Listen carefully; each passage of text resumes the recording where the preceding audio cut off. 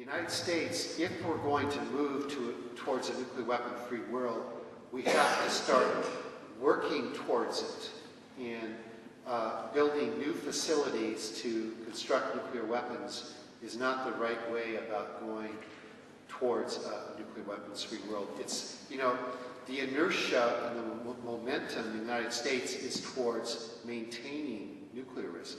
We have to create a new momentum if we're going to move away from that towards a nuclear weapons-free world. What could you do with that money for sustainable energy?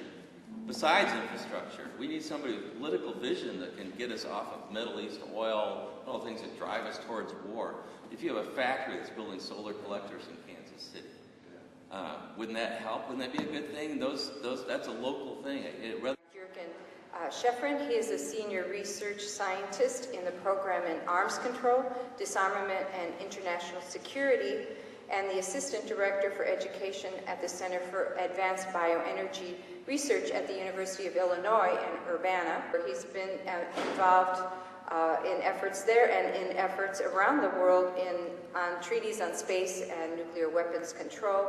In 2002, he was a member of the German delegation at the climate negotiations in New Delhi, so he comes to us with a broad background both nationally and internationally. The most important issues of our time: climate change, energy, nuclear war, and the role of cities, communities in changing the world.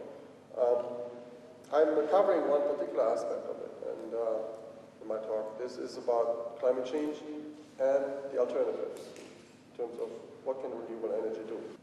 The possibility for disaster, symbolized by hurricane, climate change and nuclear war, and possible alternatives to the fossil nuclear energy path. The world is getting more and more into trouble. It is already in trouble, but it can be always worse.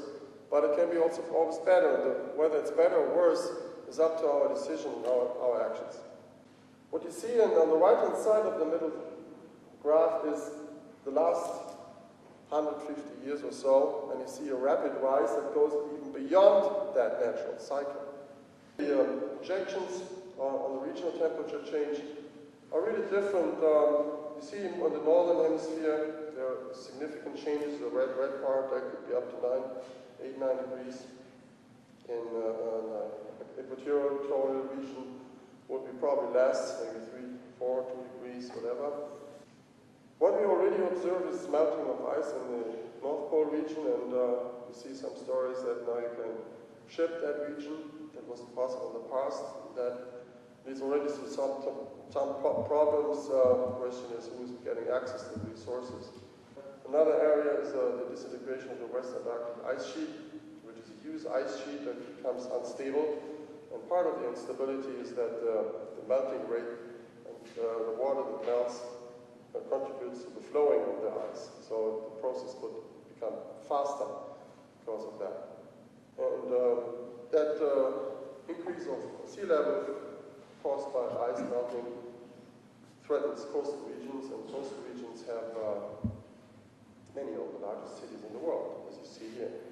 About the threat of hurricanes, we had several ones this year in the United States. The biggest damage was created by the Hurricane Katrina in 2005, where about 1,800 people died, and hundreds of thousands lost their homes, some permanently. Interesting, also the oil refining capacity was affected. 80% of the oil refining capacity in that region. The question is, of course, was this hurricane caused by climate change? It cannot be proven, such as a cancer is caused by smoking. You cannot exactly prove it in the individual case, but it's just increasing the frequency. So if the frequency and the intensity of hurricanes is increasing in the future, more disasters like this could happen. So climate refugees means people have to leave their home, their region, their country, because they cannot live anymore. And actually there were several 100,000 people who had to leave it. Okay, so the future is discussion about possible climate change hotspots. And you see some of the hotspots here where water is affected, where food is affected, where possible disasters could strike. And mass migrations could be expected as a result of climate change. That's a result from a 2007 study for the German government. So some of these studies suggest that climate change could be a security risk, a threat, and lead to more conflicts.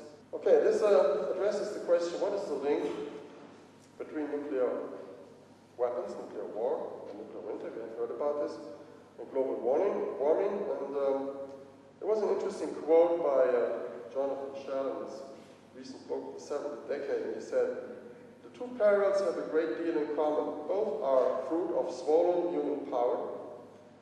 In the one case, the destructive power of war, in the other, the productive of fossil fuel energy. Both put stakes on the table of a magnitude never presented before in human decision making. Both threaten life on a planetary scale. Both require a global response. Anyone concerned by the one should be concerned with the other. It would be a shame to save Earth from the slowly warming only to burn it up in an instant of nuclear war." Towards a positive link, strengthen the link between peace and environment in a positive way. And energy is the key in this. And the question is, can we have an energy system that's more peaceful and more sustainable? And the rest of human history, in the past and the future, has to live without fossil fuels. There's no way around that. In the past, it was all renewable energy, mostly bioenergy, but also work of animals. What you see is food and wood were the main sources of energy, close to 100%. Then later on came oil and natural gas. So we're kind of sitting in a boat as humankind and humanity, and the question is, which direction do we go to avoid all these dangers? So every citizen has a role to play in this. But as long as we are rowing in different directions, we'll never have a coordinated strategy and avoid these.